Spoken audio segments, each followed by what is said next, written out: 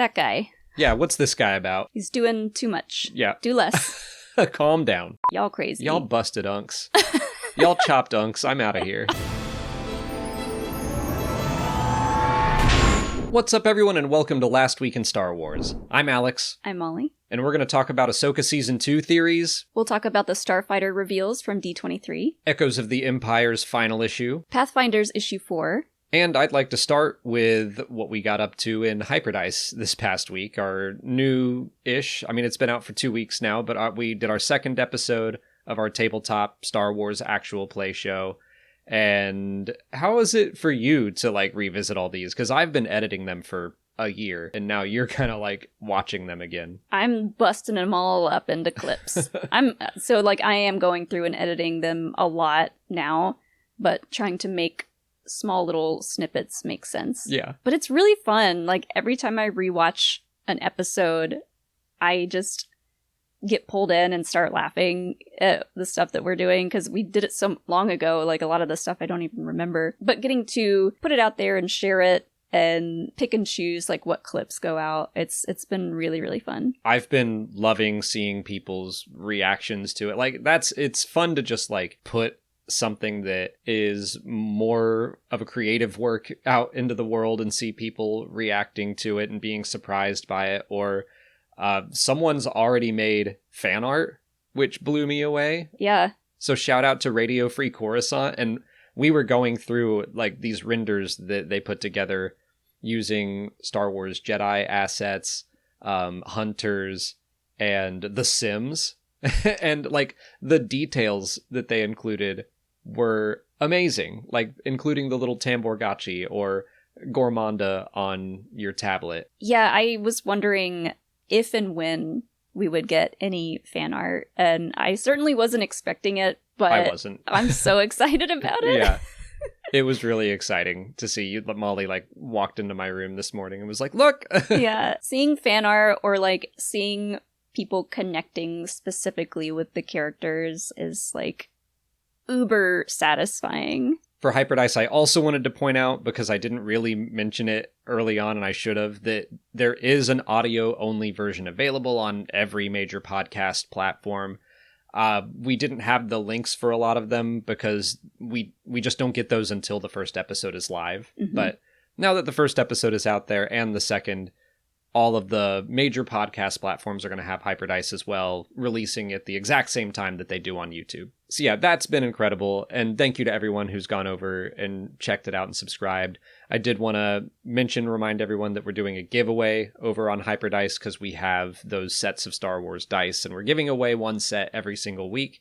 And so the Episode 2 giveaway is live and will be until the end of Tuesday. People have been really digging the dice. We're over halfway through our inventory. We are going to be restocking a little bit, but they are selling like hotcakes. Yeah, I've been really happy that people are connecting to that. I'm glad I wasn't the only one that wanted something like that. We, have a little resupply on the way. We're also already thinking about new sets to get. So if you have any ideas for those, put them down in the comments. We definitely have some Ahsoka themed ideas, obviously. We've got several ideas already, but if anyone has any other good ideas, we're willing to hear them. We'll probably talk more about Zero Company next week because the game launches on the 27th, but also we're going to be live streaming some gameplay starting on the 27th. Yeah, it's been a long time since we've done a gaming live stream, but with Zero Company almost here, with Galactic Racer around the corner, both games that I'm excited to play. And actually, Zero Company, from what little I've played of it, just feels like a good streaming game because there's a lot going on, but plenty of time to look at chat and stuff. But we are going to be streaming on YouTube and Twitch. And making our big return to Twitch. Getting back into it. So we'll start that on Thursday next week, but I think going forward, we might be doing our streams on Fridays during the day. I think so. So I'm going to aim for a Thursday and a Friday stream next week. The week after is Dragon Con. So we'll be maybe gone. I'll get another one in there. Yeah, but maybe early in the week. But after that, going forward. I would like to do a really interactive game play for Zero Company and like, let's make some weird teams together and get them into trouble. Yeah. But let's move on to last week in news, which is really like exactly a week ago. When was that D23? Yeah, that was Friday night. Last weekend. Yeah. So we didn't get to cover D23 in last week's podcast, so let's just go through the Ahsoka trailer. Our first teaser trailer for Ahsoka Season 2, which it was short. I guess I would consider it a tease, but like there was a lot in it. It's a big tease. Yeah, big old tease. So we're just going to kind of rewatch it. It's been a week since it came out. Rewatch it and talk through it. Tell me, Ahsoka. What troubles you? So we're getting, obviously, more Clone Wars flashbacks. Yeah. We don't know where this is. They're in their, like, winter gear. I know, like, we saw the costumes at D23, and I think a lot of people, I mean, like, the times we've seen them dressed like that, it was Ordo Plutonia. And so I was like, are we, I don't know why I jumped to like, oh, are we going to do like a Tal's flashback or something? But I'm glad that it's a brand new scene, it looks like. New adventure. And also Dathomir. It's exciting to see, like, we're going to go straight there. Oh, was that the first shot? Yeah, the first shot with the U-Wings and everything, that looks very much like Dathomir. I'm very excited for Dathomir stuff. That's another thing, kind of like Nal Hutta. It's just like this weird, gnarly planet we've seen in animation a lot. And seeing it in live action is just cool to me. And seeing that they're, like, leaning into what made it look so distinct in animation. I'm glad they're not kind of shying away from that. Well, I feel like most people have spent the most time on Dathomir in the Jedi games. Probably. So I'm hoping that it feels kind of like that. Yeah, I think it will, but it also shares like just those like giant kind of gnarled roots with spikes coming out of them. I'm like, yeah, that looks like it did in the Clone Wars. That guy. Yeah, what's this guy about? The internet has all kinds of thoughts and feelings about this guy. This is Marok all over again, literally. Is he Marok? Is he the sun? I was going to save this for our Q&A section, but Brino Lira asked if we had any theories on this guy. And yeah, we've seen, I think the two big ones I've seen are that he's Marok before he became an Inquisitor, and that he might be the sun, like from Mortis, which I really don't think so. Well, people think that because of the eye makeup. Sure. I mean, I don't know. To me, it just looked like generic dark side-ish eye makeup. But he's not dark side. He doesn't have a Sith blade. So I'm like, is that makeup that he puts on every day? Or I figure it's a tattoo. Or those tattoo. like face tattoos, yeah. Also, the sun doesn't fight with a lightsaber, and like I don't know why he would be in kind of this mortal realm. That just seems way off base to me. I don't think that this character has anything to do with the sun. This is just yet another time where I'm like, I think this is a brand new character. Yeah. I don't think it's anyone we've met before. I like the idea of it being just a random new character. Because of the dialogue that's happening in the trailer, I'm wondering if this is the fallen Jedi who is talking to them about what it is to be a Jedi or something. And like, because the question gets posed eventually to Ahsoka, like, are you a Jedi or not? Maybe they ask that to this guy. And he's like, I don't know.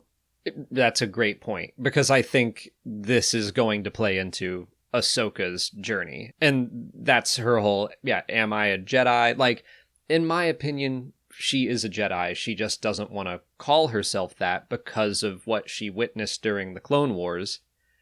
We, the people who have seen the Clone Wars, know what she's been through. I think this character is just going to be like an illustration of the Jedi have fallen from what they're supposed to be. Yeah. This guy has lost his way because he has been put through war. I don't know if he killed those clone troopers, if they were his clone troopers or what, but like, I think that Ahsoka is going to see this is a Jedi that is not a Jedi anymore because of what the Order is going through now. Yeah, we know this isn't Order 66 time because she's too young. Right. She's got the green blade. She wouldn't be with Anakin anyway. And like, maybe this is the first time she starts to question what it is to be called a Jedi. Because yeah, I think she's afraid to be called that because now she's in charge of training Sabine. And like, Ezra is back and he would call himself a Jedi or like a Boken a Boken Jedi, yeah. Boken Jedi, but still, like, now that there's more than one Jedi or potential Jedi around. I think Ahsoka is struggling with that title. Yeah, I think that she has become so disillusioned with the Order that she's like, I don't really want to call myself that, but it's like, in my mind, she is one of the embodiments in Star Wars of what a Jedi should be. Right. And there's a reason why Anakin is giving Ahsoka this flashback or like making her remember it. And I think the reason is that maybe they have a conversation about whatever this Jedi says to her about what it is to be a Jedi. That's interesting. I had not considered that it would come up through like her conversations with Anakin and a Force Ghost. But yeah, like that makes sense that he'll be like, remember that time? Yeah. I feel like it needs to tie into the story somehow other than who is this Jedi? I don't think it matters. Right. What did you think about his new fancy lightsaber? It's too much. It's a little much. He's doing too much. Yeah. Do less. Calm down. Do less. There's a whole... You did a thread of something I talked about in my breakdown about how there's a reason Jedi tend to just stick to single blade. But that's what it made me think of like, okay, you already got the double blades and you're going for a third in the middle. Like, yeah, calm down, buddy. Like, there are reasons why some Jedi carry two blades or a double blade or a hinge blade. If you're a Basilisk, you can handle two double-bladed hinge blades because you got 4 arms. But it gets to the point where it's more about intimidation, right, than protecting. And that's, basically the gist of the thread. This is all coming from Charles Soule, what he said in a comic that Obi-Wan and Anakin are having a conversation about lightsabers. And Anakin's like, I have this idea to make this really cool, rad lightsaber. And Obi-Wan's like, I'm going to tell you what Qui-Gon told me. We keep things simple. We limit ourselves on purpose because a lightsaber is a weapon, but it's also a symbol that, like, yeah, we know we could go ham, but we're going to tone it down. And like that is a Clone Wars lesson. Most powerful is he who controls his own power. Like, that's what the Jedi should be doing. And so, yeah, just seeing this guy with his extra third blade, I'm like, that's a bit of a Jedi red flag. Yeah. It's like an orange flag. However, just to play devil's advocate a little bit, obviously we're talking about all of this in the context of storytelling and what it is to be a Jedi. They're trying to sell toys. They want a new lightsaber toy. Sure. Like, they gotta have something cool and flashy. And it is cool. Yeah. I want to make that clear. I think it's pretty cool. Yeah. And, like, there's nothing wrong with that, but I hope that it is part of the story in that he did too much. Yeah. It's hard to balance that, especially, like, with marketing. Like, people like us who are, like, so deep into the storytelling and the messages and the themes of Star Wars. It's hard to balance that with, but rule of cool. But it is cool. It's cool. I'm always walking by your side. Kind of creepy. I know, that gives me very, like, there was only one set of footsteps in the sand when I was struggling the most. And oh, God. That's exactly what I thought of. Like, Anakin's been here the whole time. Yeah. I also think I saw someone put out a meme of the amount of times now we've seen Force Ghost Anakin with Ahsoka, but not with Luke or Leia. Right. It's just kind of funny. Maybe, like, his Force self knows that if he interferes with them, it'll mess things up. But here, maybe it won't. I think that they have probably spoken. I like that in Legends, Anakin does appear to Leia, and she is not having it. She's she's like, oh, now you want to be my dad? She's like, I don't know you. Yeah. But Luke is a little more receptive. But yeah, I think that Ahsoka knew Anakin when he was a Jedi. And I think that's the core reason, right? Like, Luke and Leia did not know Anakin. They only knew Vader. Yeah. Ahsoka knew Anakin back when he was good, so he's like, I can still hang out with you. Yeah. You think I'm cool, right? If I go hang out with my kids, they hate me. And they should hate me. We're still working on that relationship. That will cause them to become who they eventually need to become. Citizens of the glorious empire, I have returned. Thrawn's voice is like a velvet blanket. I love Lars Mikkelsen's performance as Thrawn. Thoughts on the wig? Upgrade. Yeah. Slight upgrade. I mean, it's hard to tell in just the teaser trailer, but comparing it to first season hair, Right. it looks way better. First season hair just looked really like helmety and plasticky. Mm-hmm. This reminded me a lot of Bo-Katan season 2 versus season 3. Yeah. Where things just started to look better. And not even just the hair, but like his eyes, the skin. Something about Thrawn and Hera in season 1, it looked like people painted a certain color. Right. And this was like, I don't know what they did differently, but I'm like, this looks more alien. I'm not confident that Hera will look any better. But... I think what little we saw of her in the trailer, I was like, she looks different too. Yeah. Hopefully so. I mean, my headcanon is just that they didn't have any good hair products on Peridia. Of course. And they were just really struggling, and so that's why Thrawn looks kind of ragged. Thrawn went straight to the salon after he got back. Yeah. Got a facial. Give me the works. Yeah. I have to represent the Empire. Get me a new uniform. He went to the same one from Robot Chicken, and you were like, oh, you look crazy. Oh, look at you! You look crazy! I know, I look crazy. Well, let's get started. I therefore declare war. Love him in the chair. Yeah. Love him saying, like, citizens of the Galactic Empire, I'm declaring war on the Rebel Alliance. Like, what a boomer. He thinks the Empire is still around. Yes. And also, like, that is exactly how he acted in the original Thrawn trilogy. Uh-huh. If another Imperial officer said the New Republic, he'd be like, shush, shush, shush, shush. Yeah. No? It didn't happen while I was here, so it didn't happen at all. It's the Rebel Alliance. They are rebels, even though they've been around for 5 years. He's probably just like, whatever, they're the same thing to me. Yeah. It's not the Empire, and that's all I care about. You can't just slap a new label on it and call it something new. And then just him in the chair, that's classic Thrawn. Mm-hmm. Like, there's so many artistic renderings of Thrawn in a chair doing this, or like he's got a little glass of wine. I was gonna say, does he have the glass of wine in that shot? Yeah, I want to know what that is. Yeah. What kind of wine does Thrawn drink? What's Thrawn got in his wine cellar? Blueberry wine. It's got to be like a Dathomirian blood wine or something. I could definitely see that as like a sideshow statue. I'd be tempted.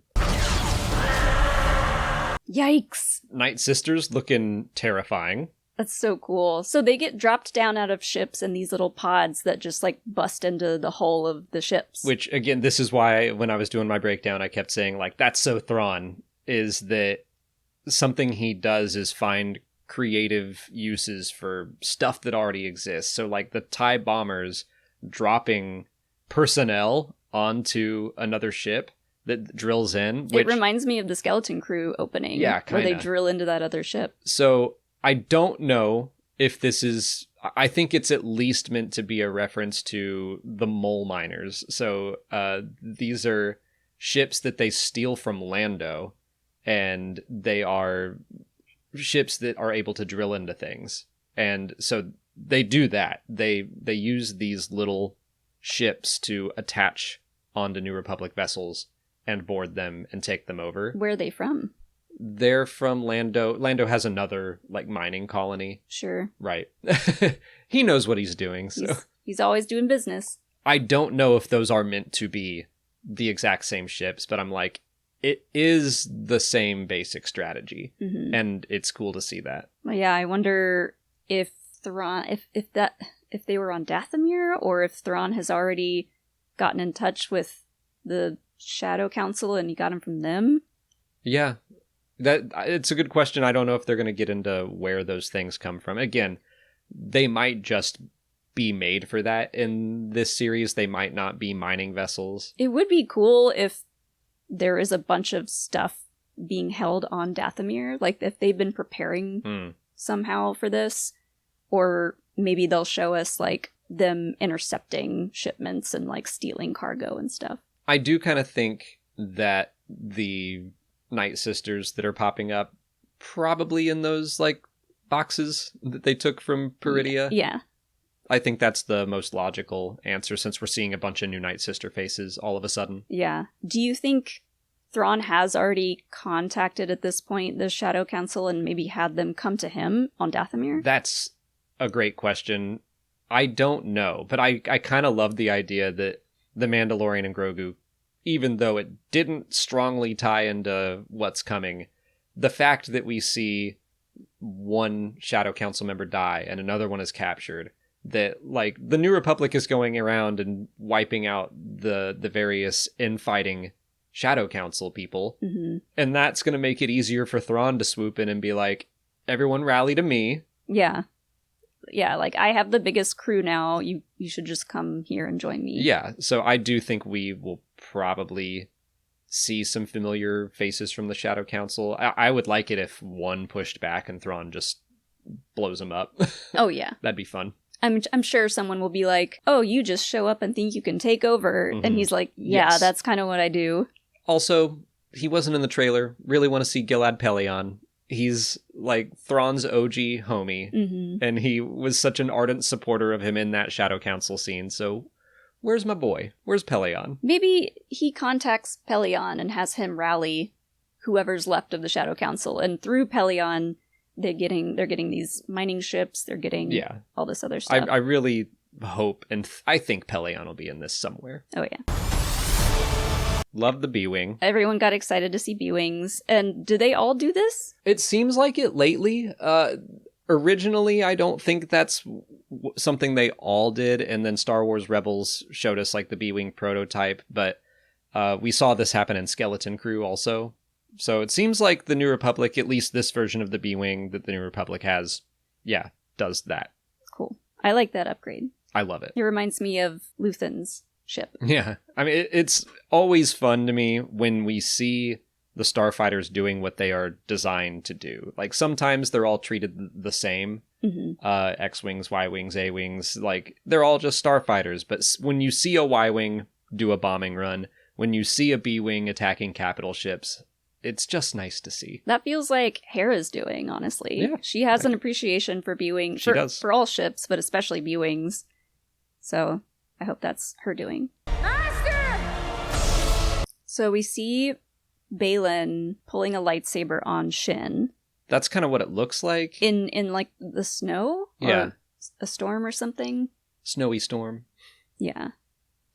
I can't tell if she's saying master in that shot or if they took that audio from somewhere else. Right. I can't tell if that's all just like trailer trickery. Yeah. Didn't get a whole lot of Baylan in the teaser trailer. I hope to see more of him. Well, he has been like the big mystery of the whole series so far. And I remember all season 1, I'm like, what's this guy want? And we never found out. And they're not going to tell us in the teaser trailer. Yeah. That's kind of like probably what season 2 is going to revolve around, aside that and Thrawn. That looks like a series of mirrors, kind of like, what's the Mummy? The Mummy, Yeah. yeah. Where they use all the mirrors. Did they do that in Indiana Jones too? No, I remember that from The Mummy. Yeah. I feel like they did it in Lara Croft too. But I love that. Temples love their mirrors. Mm-hmm. How else are you going to get all the lighting down there? I am really interested in the look of that temple. It looks very much like the Star Wars Jedi, kind of bunch of white circles on a black background motif. Yeah. Zebra. What's their couple name? Zebzra? Zebzra. United. Zebra's pretty good. United again. Yeah. I hope they still have like a brotherly moment where they're kind of like fighting each other, but in a fun way. I don't think Zeb is going to be in this very much just because he's so animated. Yeah. I don't know. We'll see. There's a shot of Ezra flying an A-Wing and there's an E-Wing at his side. And I'm like, maybe Zeb could fit in an E-Wing cockpit. Sure. I think he'd be pretty cramped in an A-Wing or an X-Wing, but E-Wing? Maybe. So does this take place after The Mandalorian and Grogu? We assume so. I don't think Rada's going to be in this at all, but part of me is like crossing my fingers a little bit. I mean, if Rada met Jabba the Hutt, that would be kind of great. I'm not getting my hopes up, but I want to see that eventually. Yeah. This is your trial, Ahsoka. I love that line because she actually did have a trial. Yeah. But, like, that trial was so bogus that this is the real trial. Yeah, well, it's even at the end of that bogus trial, the Jedi Council tried to be all like, that was your trial. Like, we're offering you knighthood. Right. And she's like, y'all crazy. Y'all busted unks. Y'all chopped unks. I'm out of here. I'm out of here. I love Enoch with the Night Sister sword. Yeah. I'm just like, I'm intrigued by Enoch because You have more theories about him than that other Jedi dude or anything else, I think. Well, I'm kind of attached to him because he's played by Wes Chatham. I'm not sure how to say his last name, but he was Amos in The Expanse, like probably my favorite character in The Expanse. Yeah. So I hope we get to see him without the helmet, and like, just the dude is huge and a great actor. I want to see him get some time to shine. Well, we were discussing, you maybe thought he could be a Night Brother. Mm-hmm. And I was saying, like, it's cool that he's wielding... I don't necessarily think he's a Night Brother, but it's cool that he's wielding this... is it the same Mother Talzin sword? Unclear, because they did give that to Elsbeth, but then they like conjured that out of nothing, so right. It could very well be the same sword. Or they got 100 of those back on Dathomir. Right. They just magic sword, make another one. But I'm like, it would be neat if only a Night Brother or Night Sister or Dathomirian could wield one of those, and that would mean that he might be one of those things, but that might be too complicated. I'm just like taking all my original Thrawn trilogy baggage into this, and so much stuff vaguely lines up that I'm like, I don't know, he could be the new Rook. Take your time to decide. I love Grievous Huyang. Uh-huh. And fighting Shin. I guess that's the, like, them protecting the Nogri. Nodi. Or the... Yeah. Yeah, you can see the raiders in the back, and there's a Nodi village. Yeah, Shin just kind of like took on all the raiders. The leadership role of the raiders because Balin left her. Yeah. So. I really like the idea that Huyang was the OG Grievous in a way, that when they were designing Grievous, Dooku or someone was like, what if we gave him 4 arms? Like, they just make him in a mockery of what Huyang is. Right. I think that would be cool. Does Huyang... We saw his other set of arms last season, right? Yeah, he boxed with them. They're not out all the time. No. So that he keeps them put up until he needs them. Yeah.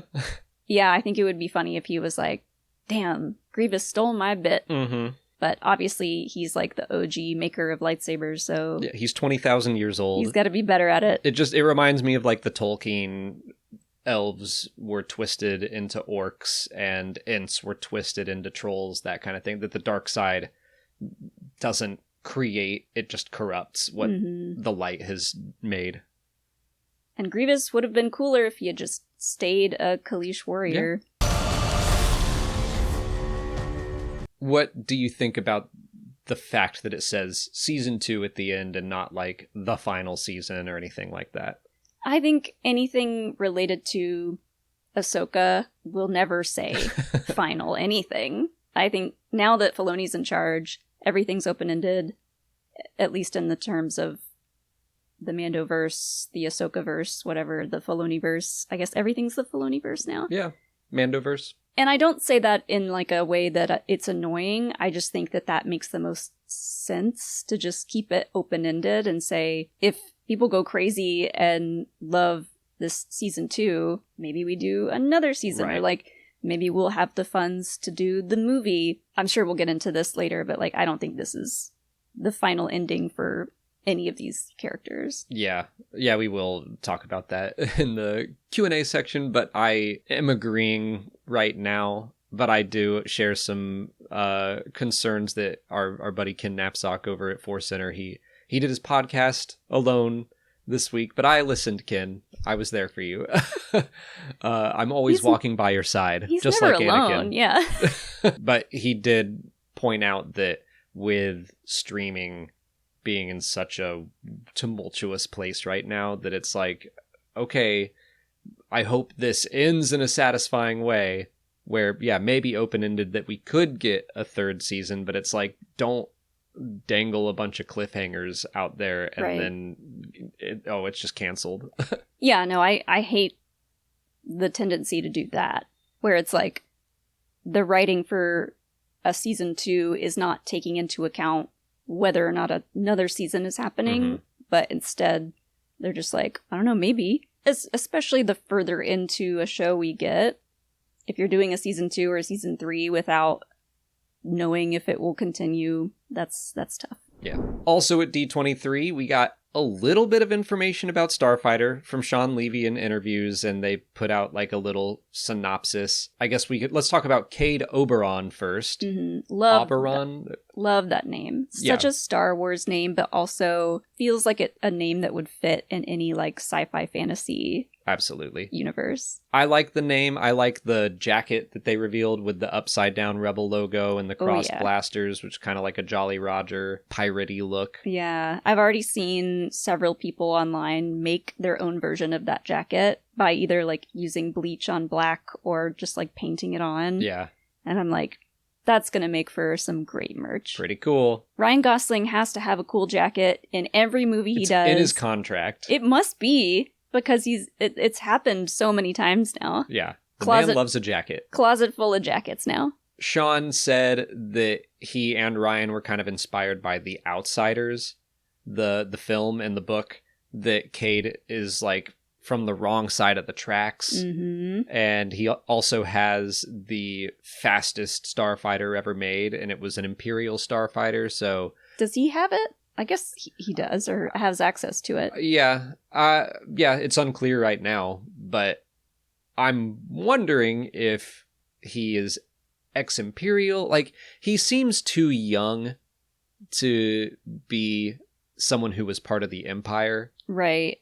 But maybe his parents were Imperials or something. Or like maybe he was the younger brother to someone who was in the Empire. But yeah, like Ryan Gosling feels like he's at the age now where they could age him up or down, like pretty drastically.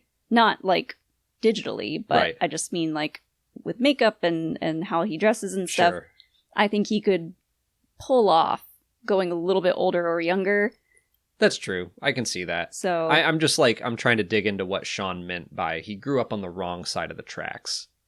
And in the time of, well, it's past the New Republic now, but that's what I thought of, is that I wonder if this guy is ex-Imp. If they're saying he grew up on the wrong side of the tracks and he's got this ship that is ex-Imperial, yes, but like I think a lot of people have access to ex-Imperial ships, but this feels like something special and different that maybe was stolen and it's like a one of one, or I do think that is true. Some sort of situation where like not only does he have access to this, but he stole this or somebody stole this and it was a big deal. Yeah, I could see it being a prototype TIE or something. I'll be interested to see if it is an Imperial ship, if it looks close to other TIE fighters, or if it's going to be something completely different.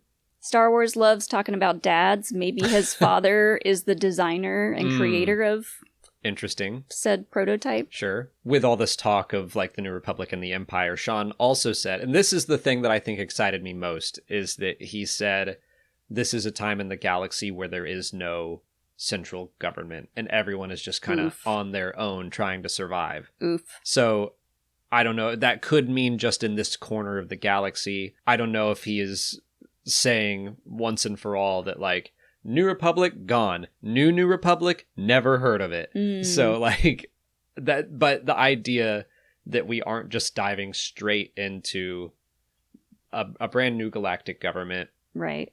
That's different. It's not what I expected. I'm happy about it. Obviously, there has to be the in-between times whenever a huge government body gets destroyed and they have to start all over again, which happens a lot in Star Wars. And especially if this is during the beginning of the New Republic or right after the New Republic was destroyed, it makes sense for like pockets of the galaxy to just have nothing for a while. Yeah, it's kind of like in The Mandalorian. It's been 5 years since the New Republic took over, but in the Outer Rim, it's still like they're trying, they're expanding, they're growing and doing their best. But then when everything is gone, when the First Order is destroyed and the New Republic is destroyed, there's nothing. Like, it's going to take a while. It's only been 5 years, so it makes sense that, yeah, maybe there's a government on Coruscant and a few other planets that they're like a scrappy little upstart. Yeah. But wherever they're located probably hasn't reached there yet. They're just telling everybody to sit tight for a bit and wait for us to figure our stuff out. But I think this will play into the story as a way to show that, like, maybe racing is the thing holding this world together. Like, the communities are coming together because of the racing aspect of things. Well, it's and like, is there a racing aspect? We don't really know yet. I mean, the movie's called Starfighter. I don't know, like, and the ship is like the fastest whatever and wherever. So it does kind of remind me of how, like, Star Wars Resistance was set up. But yeah, I don't know if he's a racer or what. It gives me Fast and Furious The vibes. jacket does kind of scream like, I like to go fast. Right. Like, I just think it would be cool if that played into the story as a way to unite the community a little bit. Or, you know, opposite that, it could be a way for them to even further set themselves apart. So, like, if he's from the wrong side of the tracks, this could be an opportunity to create new tracks and, like, I'll make my own tracks. Decide who gets what side of the tracks. And the last little bit of news from D23 is not really surprising, but it was nice to have it confirmed by Matt Miknovitz that Maul Shadowlord will be back in 2027. Not a long, like, 3 or 4 year wait in between seasons. Yeah.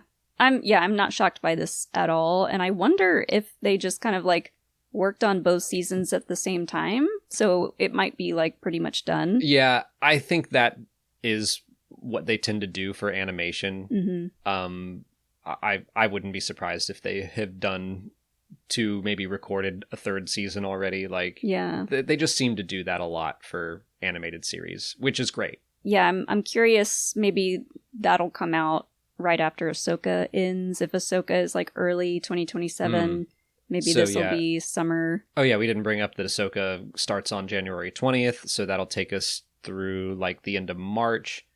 Then we'll have Celebration. Then we'll have Starfighter in May. So I would maybe guess Shadow Lord in the latter half of the year. Just you don't think to so? Spread things out. Thinking about Celebration, that made me think about, like, do you think they're going to be pushing Starfighter more? I have to assume they will be, but like, they seem to always want to show an episode of something at Celebration. So Shadow Lord season premiere of season 2, maybe? They might show an episode, but I think if I ran Disney, I would spread things out a little bit, because we don't know if there are any like live action shows happening after Ahsoka, so they might just put Maul Shadow Lord in the latter half of the year, just so there's something on Disney Plus. Yeah, I mean, yeah, that would be nice, but part of me wonders if they're going to just jam pack the first half of the year with Star Wars stuff, so that after Celebration we'll have all of that, plus like Starfighter will be the big thing that will carry through the rest of the year. But that's in May. I don't know. I just don't think that it's gonna carry through from May to December. Right. Or maybe they just want to get it all out before the next Marvel movie comes out. And I could see it, like, with the 50th anniversary, they might, really crowd May. Yeah, I'm worried about that. But moving into last week in canon, we got 2 new comic issues this week. Let's start with Pathfinders issue 4. We'll go chronologically. I liked this issue, not as much as the past, 2 of this series. Yeah, this one was cool. We got a closer look at who might be responsible for all these loud noises. Who is making all this noise that literally kills people? That's like a very boiled down... Who woke Daddy? Explanation of what's going on here. But I thought it was really neat because something Hyperdice related we had talked about sort of recently is like going into a room with a bunch of mangled, weird droids that are like really spooky looking. And this kind of happened in this issue. I had that same thought. Yeah, our heroes reach a listening outpost, which is the source of this noise, this signal that can kill people. And they go exploring. And I think the only reason I liked the past 2 or 3 is that they felt like full, complete stories. They didn't have like obviously it was to be continued, but like every planet they went to was a new part of the mystery, and then they would go somewhere else. And this one, we're in the back half of the series, so it makes sense that they're wrapping it up. But like this one ended on a cliffhanger where they were in the same spot. And I don't know, I was really digging like the X-Files Monster of the Week kind of thing. Yeah. It is a cool spot though. It's like it looks like it's on a moon or like an asteroid, and this base is just like under this little shield, and it's got just like a big satellite.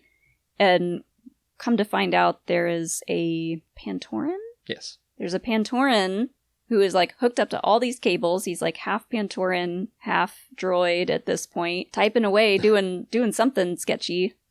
He said something like, "You're not listening," or it's all very strange, and it's supposed to be unclear. Yeah. And then this one non-cyborg guy, it looked like, came stomping in and was like, "I demand silence." Yeah, it's strange. Like, I wonder what's wrong with him that he wants silence so badly. But I have a theory that maybe there's a frequency or something that only droids can hear, and like that's what they're trying to accomplish. I don't know. I don't know. I've got no speculation on this. I'm just kind of enjoying the ride. Just because the Pantoran character is like so half Pantoran, half droid. And he was like, "You're not listening." Maybe it's like you have to have some enhancements to be able to hear what it is that maybe they're like broadcasting a manifesto, but quietly. We also got the 5th and final issue of Echoes of the Empire. So this was like Galaxy's Edge tie-in, kind of telling us why Luke and Leia and Han are at the park, and also, as it turns out, why the Resistance left Batuu. Okay. I wanted to like this series, and I did like bits and pieces of it, but I just don't know if enough people are interested in like really getting into the story of the park and Batuu and all of that. Like, we are, and I think a lot of the people who got to experience the Galactic Star Cruiser Halcyon experience, I think, would be really interested in knowing more story-related reasons of why anyone is at Batuu in the park, but I think otherwise people don't really care. This one just felt a little too commercial to me. Like you pointed out in some of the issues, like it's showing kids getting off of the Millennium Falcon, and it's showing like just all this stuff from the parks, and you're like, yeah, okay. And it's showing that the Ardinian that was in Hugo, the Mandalorian and Grogu is also at the park selling food, and it's just kind of like, it just feels a little too capitalist, too on the nose. Which I get it, that's like what they're trying to accomplish. But you did like the little guy. I did like the little guy. Molly's a sucker for a little guy. He was a cute little guy. Yeah, that was kind of like a weird way to end that story, in my opinion. But yeah, there's like a big monster, and it turns out to just be a little guy. And I didn't really understand why it looked like a big monster. Something about the seed. Yeah, something about people were encroaching on its territory, but then the Force seed calmed it down, and I also wasn't really following it, and it just wanted its tree seed back. I'm not sure, but it's fine now. It's all fine now.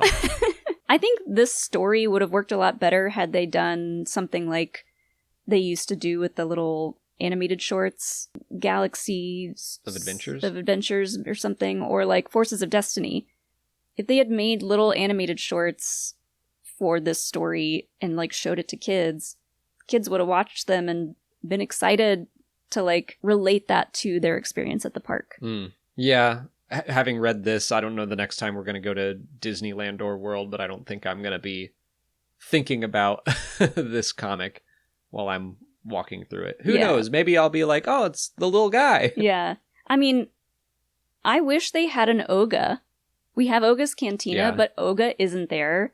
And I never understood why they don't have like an animatronic or like it would be kind of a complicated costume because of her species, but it would be really neat to be able to talk to an Oga about some of this lore. Yeah, that would be a crazy costume. I do think that as a whole, the series had some high moments, and the issue that was about Oga and Jabba was pretty good. Mhm. Like, that had like some Game of Thrones tragedy but political maneuvering to it that, yeah, it had some good stories within it, but this final issue I was just like, Now I want to go to the park and find the Luke and ask him about the seed. I mean, that feels like a jerk move. I don't know for me to do, but I went up and I wouldn't do it in a mean way. I'd Right. just be curious, like, just like testing the limits a little bit. And if they did know it, that would be a fun interaction. And if not, I'm not going to give them crap for it. I was going to say, I think they probably have some vague knowledge. I remember asking Vi Marati about Cardinal, and she was like, "Oh, you've read my file." And I mean, that's like a vague answer, but it was but enough. It gave us that, chills at the time. Yeah, We it were was like, oh my God. It was enough that got me excited. Yeah. And like Rey, it'd be cool to ask Rey about Oga. She might have some specific thoughts and feelings about her. Yeah. I feel like they don't really let the characters talk to people for very long at all, unless they're children, like small kids who are not going to be asking them lore questions. That's probably smart. I'm going to train a child to ask about Oga. Moving on to last week in questions, we took a few from our Patreon, and Ormappa asks if Ahsoka Season 2 will contain Thrawn's defeat. Nah. Yeah, we kind of touched on this. I agree. For right now, I don't think this is going to be the final Thrawn showdown. I mean, part of it is just me hoping that it's not, because I feel like this is going to be his big return. Yeah. And he is going to think he's got this big leg up with being on Dathomir and having the Night Sisters behind him. But I feel like 8 episodes is not enough to tell that whole story. Agreed. I don't know if Filoni's movie is happening, whether or not it's that or Ahsoka Season 3. I think that they need to give Thrawn a season to really be Thrawn. Yeah, if they're going to make him the big bad of the Ahsoka-verse, Mandoverse, whatever you want to call it, you can't have his story like barely be in Season 1 and then end in Season 2. Especially when in Season 1 he was like getting foiled by Ahsoka, and like she was getting under his skin, which I mean was kind of fun to see him like get frustrated. But I wouldn't say, wow, Thrawn had such a huge victory. I felt like, oh, he narrowly escaped and also like accidentally brought Ezra back with him. Yeah. Maybe it'll turn out that wasn't an accident. Like, I could kind of see Thrawn being like, I knew you would be on board and I wanted this to happen, blah, blah, blah. Like, like he wants the challenge. He wants to let Ezra reunite with Hera and like the New Republic. I think he wants that challenge. Or even if it's not a challenge, it's like he thinks that Ezra being back will give him some advantage somehow. But he's implanted Ezra with a chip. Uh-huh. And he has like a special code word that turns it on. Oh man, if Ezra were a secret traitor, that would be nuts. Yeah. I don't think that's what's happening, but for as much as we had Thrawn in Rebels, obviously that's animated. We're getting a lot more episodes, a lot more kind of story of the week stuff. But just as much as we had Thrawn there, I would be really bummed if they just like wrapped up his story and had him killed in Season 2. Yeah. And if he dies in the last episode, I'm like, well, the first 7 better be him kicking ass the whole time. Like, yeah. I kind of want Season 2 to be The Empire Strikes Back, where the Empire, the Imperial Remnant, really puts the New Republic on the back foot. Mm-hmm. And then Season 3 can wrap up the story or a movie or what have you, whatever they do. Yeah, I want to see the demise of Thrawn involve the Mandalorian, and Grogu and Rada and Boba Fett and like just have it be like a culmination event Right. of the Mandoverse. That's kind of like what they suggested it would be back in London. Yeah. I hope they stick with that. Neil comes in and kicks a blaster out of Thrawn's hand at a key moment. Nubs comes in. Old grizzled Nubs. He's ready to fight. Elo Asti asks, what are the pros and cons to wielding a double-bladed lightsaber with a secret third blade in the middle? Con, it's where your hand goes. Yeah. Gotta be careful. Con, if you have that out and you trip and fall on your face, you've killed yourself. Yeah, it's too complicated. Lightsabers are already dangerous. I think there's more cons than pros, for sure. Yeah. I am wondering, I mean, I think that it is kind of a third blade that's going to stick there, but I wonder if the physics of this are physics. They're making me wonder if it is like it spreads apart and stays there, or if he can like pull it all the way apart. Now he has two double blades or something like that. That would be neat. Because Ahsoka reminds... in season 2, that first episode she was in, she kind of like ignites her lightsabers that way. Mm-hmm. It reminds me of the Stranger's saber a little bit, where we were kind of like, is it 2 crystals? Is it 1? And he's kind of just like, just busting it apart. Uh-huh. And like, we still don't really know how that works. But yeah, I think they probably didn't show us everything in that teaser trailer. Right. So maybe there's more to that scene and he pulls it apart. Or maybe the whole thing comes apart and it's all a big light whip. I guess a pro is just that it looks cool. I do think it looks cool. The only reason to make a lightsaber like that is to intimidate and to look cool. Yeah. So it's definitely got that going for it. But that's it for last week in Star Wars. Next week we'll cover any news that drops, as well as, I guess, Zero Company. We're not going to cover the whole story, obviously, but we will talk about it. If you haven't already, please like this video, subscribe to the channel. Follow us on Twitter, Instagram, Facebook, TikTok, Blue Sky, and Twitch. And consider checking out Hyperdice and our Patreon page. As always, thanks for watching, and may the Force be with you.